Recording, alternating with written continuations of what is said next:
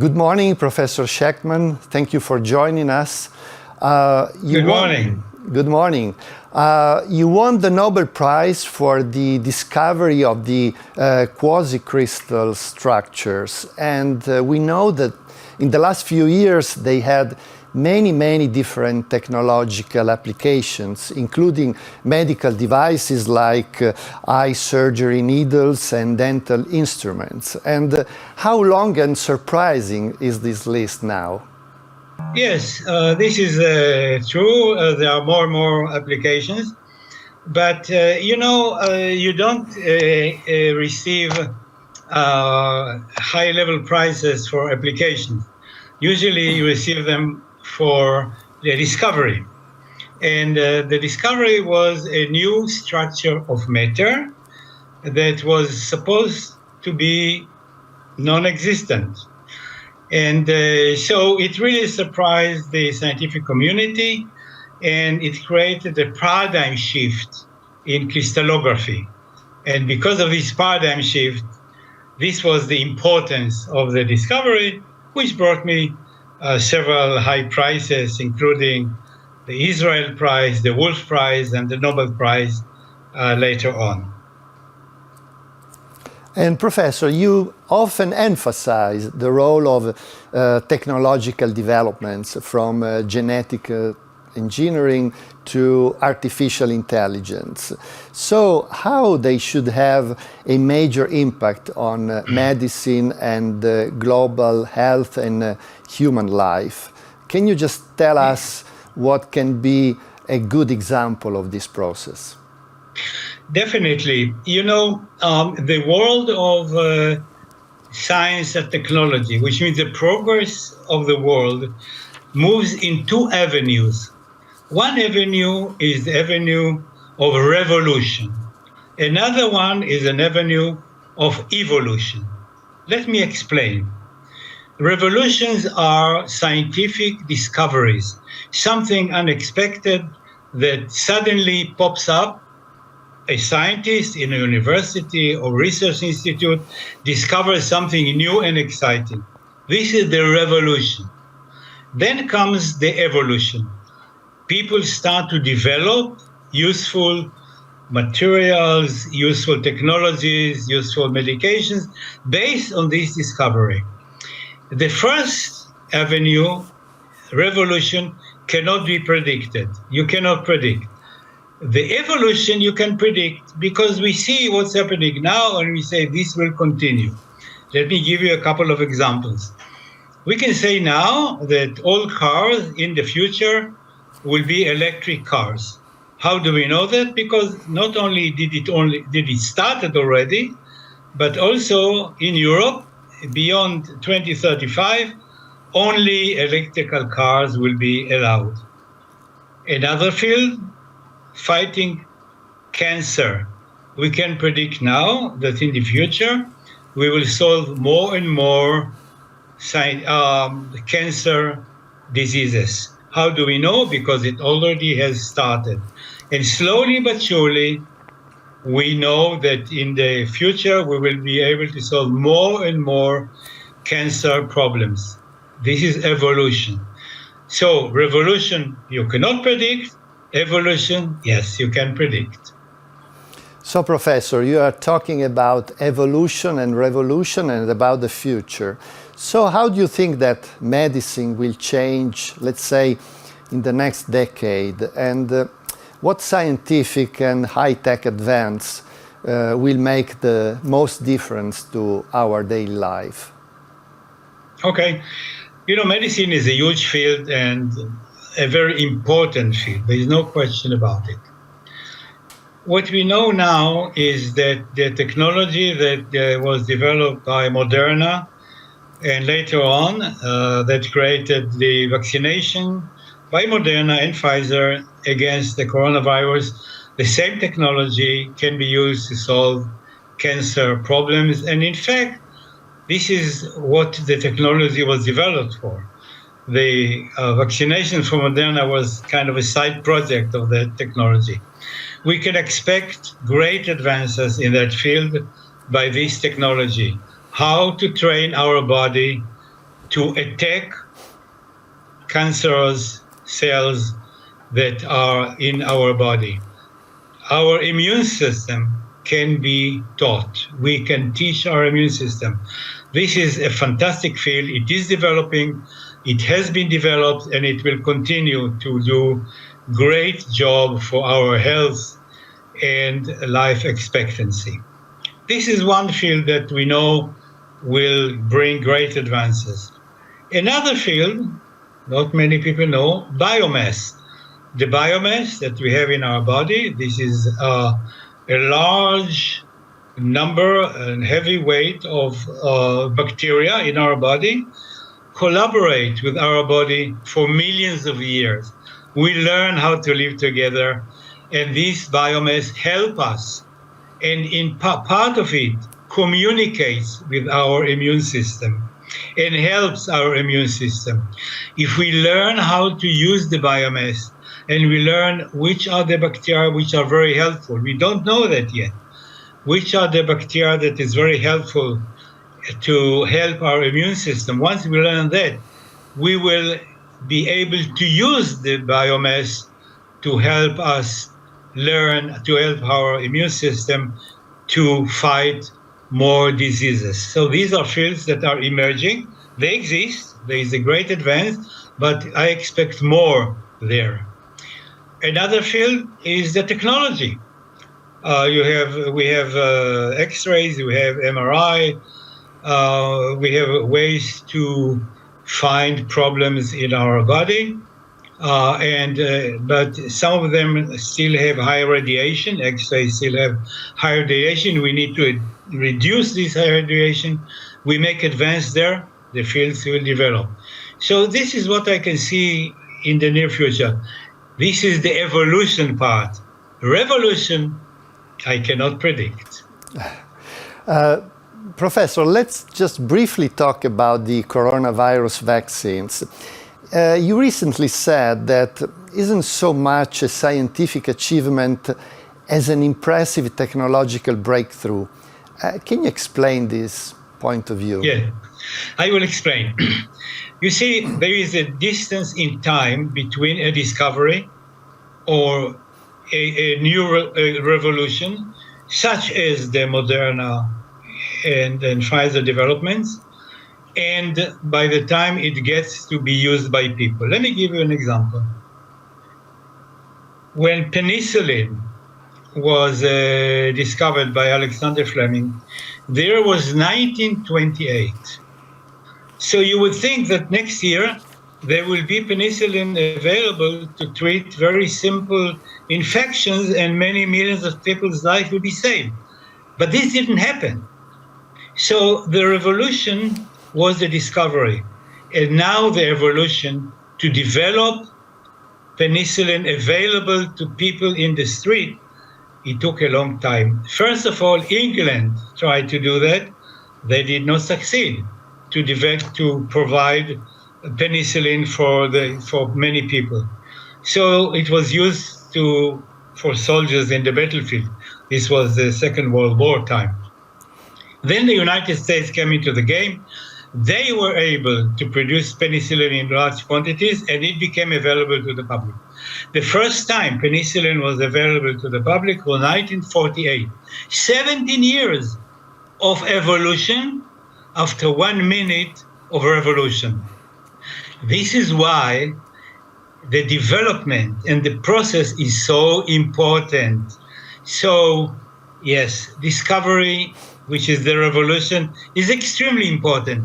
But the discovery doesn't bring anything good to me. It's the evolution, the development of the process, which is so important.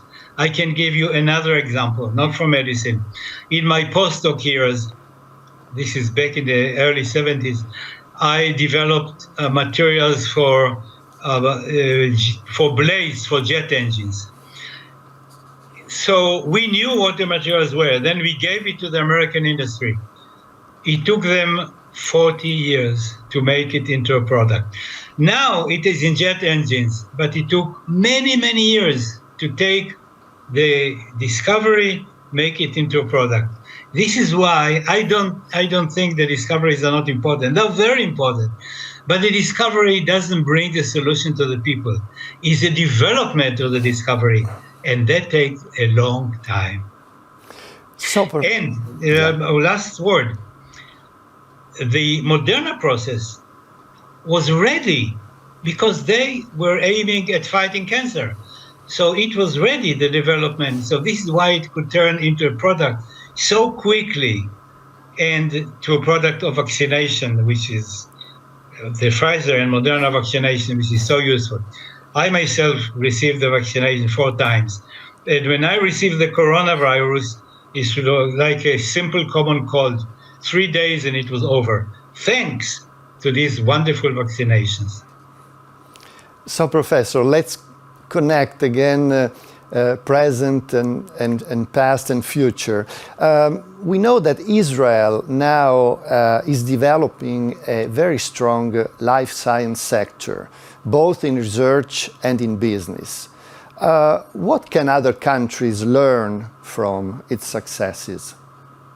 Okay, what can other countries learn is the investment in science and in technology. In Israel, a large amount of the GDP is invested in innovation. We have a center of innovation. We have a chief scientist, as we call this gentleman, who distributes money to good ideas, good startups, and the system works very well. There's a lot of money invested in startups and good ideas, both in the private sectors and also in the public sectors.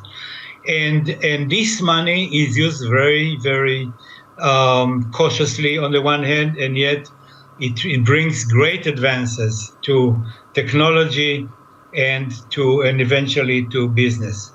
So what is the secret? It's very simple. Dedicate a lot of money, a good part of your GDP, to promote entrepreneurship, to promote good ideas. Give this money generously as a loan. If you are successful in Israel, you have to return the loan after your startup produces money. So gradually, you return back. If you are not successful, it was a gift. So in Israel, people are not afraid to ask for this money, okay? And so this is a very good example. Also, the private sector invests a lot in innovation. They really invest a lot in innovation, both within the company and outside the company, by opening spin-off startups that spin off the main company.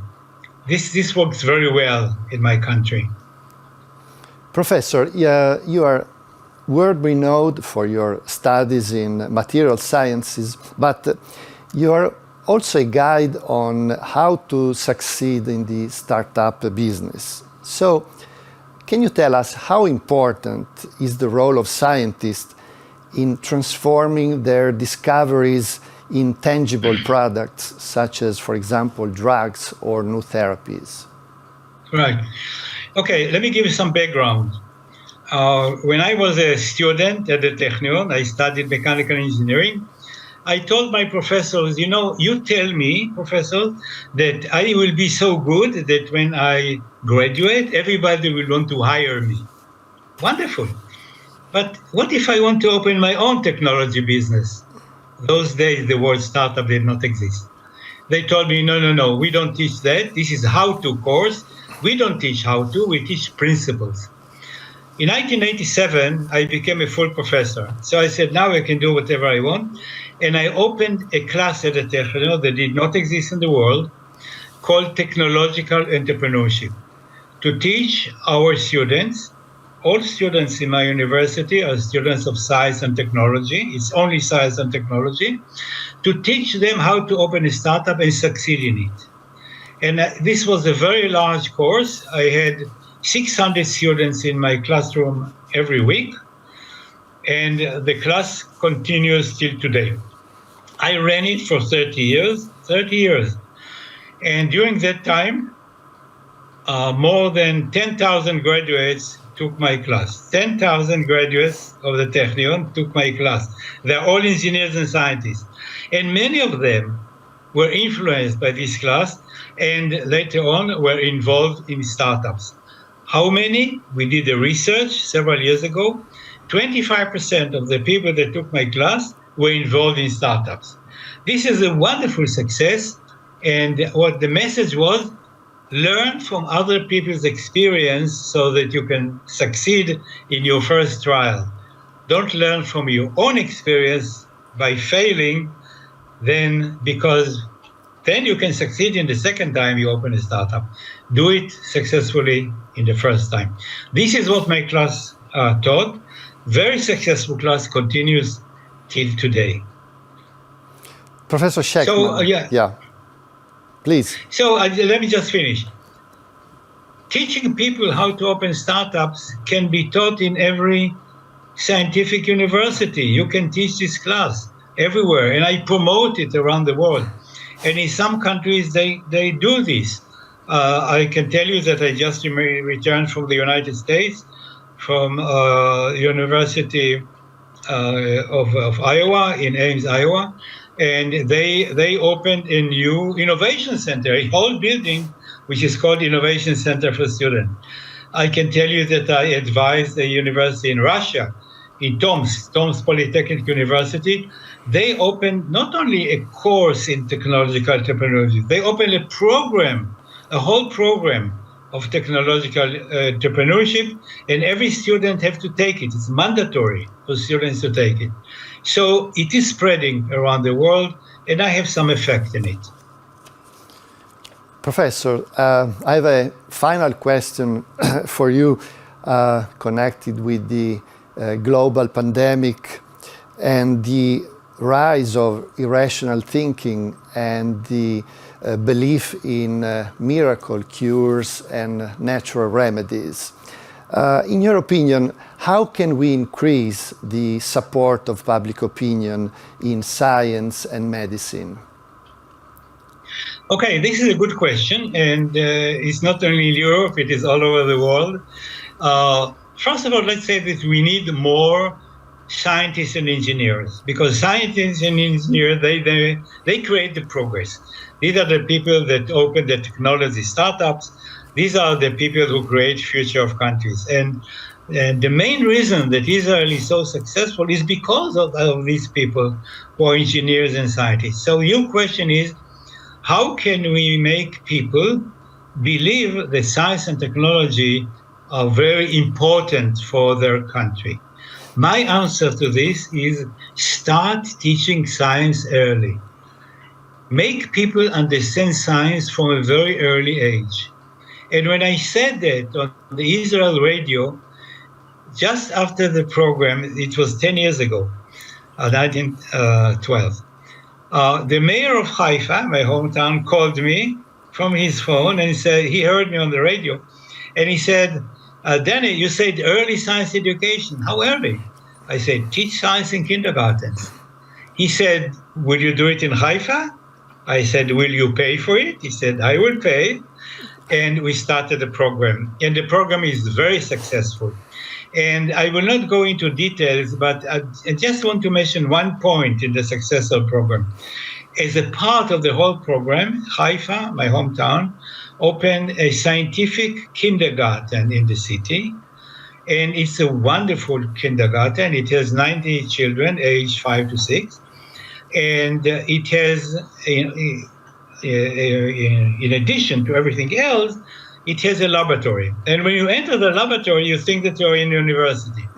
But you look down and there are 10 children, aged 5 to 6, sitting around a round table, wearing laboratory coats, and very seriously performing experiments. And the guide is a lady who has a master's in chemistry. She can teach high school, but she prefers to teach young children. This is a wonderful program. And I tell you something, I invite delegations from around the world. I speak about it around the world, like now in Italy, but sometimes I go to places and speak about it. And I say, send delegations to Israel. I will take you to this kindergarten, take many pictures, and create the same thing in your country. It will be excellent for your country. Let's go back to your question. What does it create? It creates appreciation to science from a very early age. We educate the second generation. When they grow up, they will learn that science is important. They will learn to think critically, to think logically. This is very important to do it this way.